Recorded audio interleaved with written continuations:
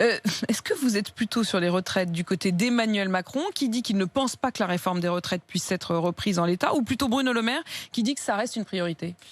Alors, je suis ni l'un ni l'autre, si je puis me permettre.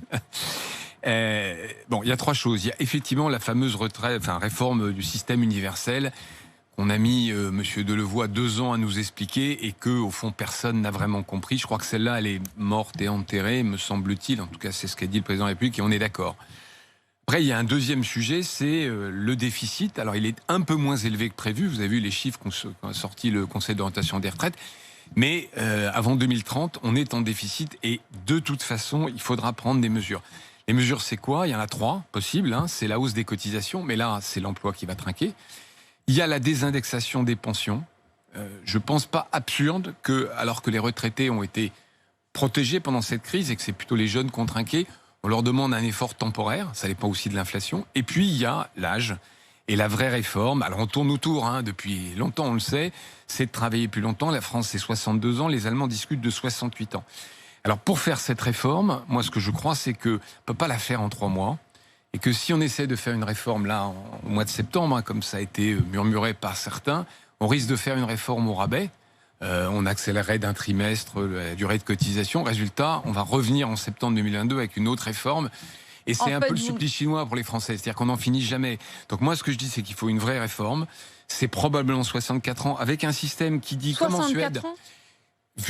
Alors, mais vous imaginez un homme politique prêt à s'engager là-dessus avant la présidentielle? Il y en a déjà un qui l'a fait, c'est Xavier Bertrand, en l'occurrence. Et d'ailleurs, c'est pour moi un débat de la présidentielle, parce qu'il faut la légitimité de l'élection présidentielle pour faire une réforme difficile. Vous savez, les Allemands discutent pour leurs élections 68 ans. Mais ça veut dire d'après vous, en fait, il vaut mieux ne pas la faire tout de suite, la garder et la faire en début du prochain quinquennat avec la force des élections. Exactement, il faut la faire une vraie réforme, pas faire une demi-réforme en septembre. Et pour vous, l'âge, c'est 64 ans. Vous vous dites, il faut qu'on en passe par là.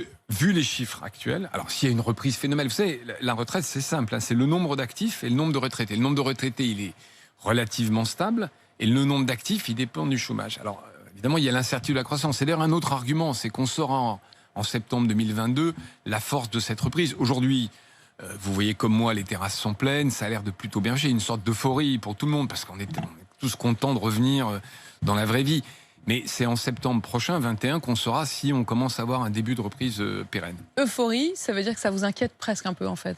Ça vous paraît un peu trop beau pour être vrai? On parle, vous savez, j'ai vu une question là dans les Échos ce matin, la Movida. On parle de la Movida. Bon, oui, ça se passe très bien. Les réouvertures de restaurants, de cinéma, de commerce, c'est plutôt positif.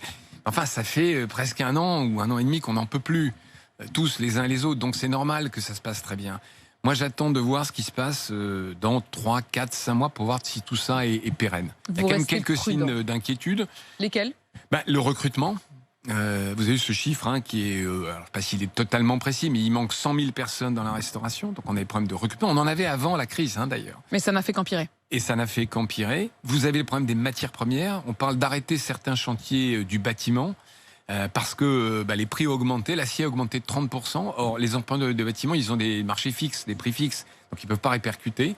Et puis il y a les tensions plus larges, les tensions géostratégiques. Je ne sais pas si vous avez cette déclaration, moi, qui m'a beaucoup frappé, du ministre israélien de la Défense qui dit... Comme ça, tout simplement, il y aura sûrement une guerre avec la Chine dans les années qui viennent. Ça fait un peu froid dans le dos. Le monde est plus brutal qu'il ne l'était. On vous sent, franchement, c'est assez surprenant, au minimum prudent, voire même quand même inquiet. Non, prudent. Ouais. Effectivement, il y a une euphorie. Les patrons que je vois sont euphoriques. Je pense qu'il faut se garder de toute euphorie. Se garder de toute euphorie. Et à l'inverse, on entend un Bruno Le Maire qui se réjouit évidemment de la reprise. Il a raison, là, les chiffres sont bons. Chacun est dans son rôle et il sera face à Jean-Jacques Bourdin d'ailleurs à 8h30. Geoffroy Roux de Bézieux, vous qui dites donc qu'il faudrait aller jusqu'à 64 ans pour l'âge de départ à la retraite. Vous êtes le président du MEDEF. Merci d'être venu répondre à mes questions. Merci à vous.